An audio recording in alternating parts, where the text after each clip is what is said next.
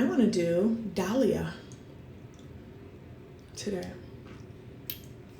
Yes, God, for that.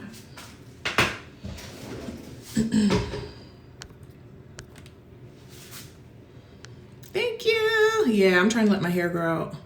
Thank you so much. Thank you so much. I'm really having an amazing pregnancy experience. This is my 5th child, and I can honestly say this is my best. I'm living my best pregnancy life right now. I had my first 2 children when I was very young. I was 17 for the first one and 19 for the second one. And then I had my next 2 in my early 30s, and that was, I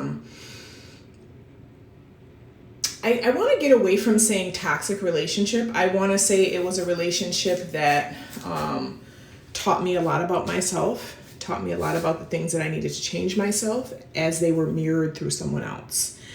And so I'm very grateful for that experience because it allowed me to define what it was and who it was that I wanted to become. And in becoming that new person, I was able to attract and magnetize different to me because we can only attract and experience what we are on the inside.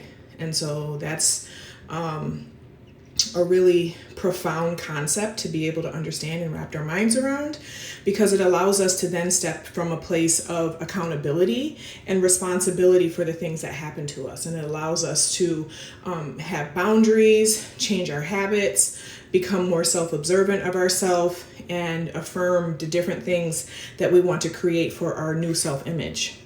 Yes, God. So I'm being very mindful about my words lately, and really just wanting to make sure that I'm not sounding condescending, because everyone who has ever had any experience in my life has been a great teacher to me. Whether I was hurt by them, whether I was loved by them, whatever my perspective of my experience with them was what I needed to grow in that time. And I encourage everyone to take on that perspective of understanding that no matter what has ever happened to you, or no matter what experiences you've had, they have the potential to offer you a lot of wisdom, and they have the potential to catapult you towards the person who you want to become. And so I think it's a great shift to move from a victim mindset to a more empowering abundance mindset, and understanding that everything is here to serve you, especially pain. Even and especially pain is here to serve you. Forgiveness is something that doesn't happen overnight. It takes a while, but it is something that is so powerful once you can wrap your heart around it. And one of the most important parts of forgiveness is initially learning how to forgive yourself. And in order to forgive yourself for things, you first have to submit to your vulnerability, step away from your ego, and really get real about the way that your emotional state is. And not because something that I used to do a lot was quickly move, like, oh, I want to get over it. Oh, I want to get past it. Okay, moving on to the next thing, moving on to the next thing. Okay, now we're doing this, now we're doing that. And that was me trying to suppress and not feel my feelings. But the thing is that the power was in those feelings.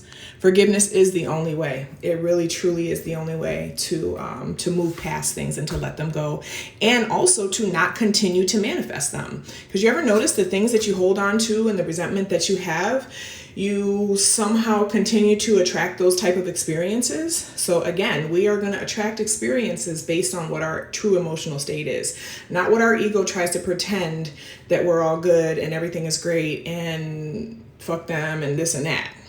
Yes, God. So anyways, I'm going to jump off. I'm going to go head downstairs, make some brekkie, and I will talk to everybody soon. Please join me over on Everyday Magic's page today, where I'm doing an Instagram takeover. My girl, Bakara, is amazing. She is doing this for women of color and just letting them use her platform to share their offerings with the world. And I think it's amazing. I'm so grateful for her, and I'm just so grateful in general for life. And yes, God, I'll talk to you soon, okay?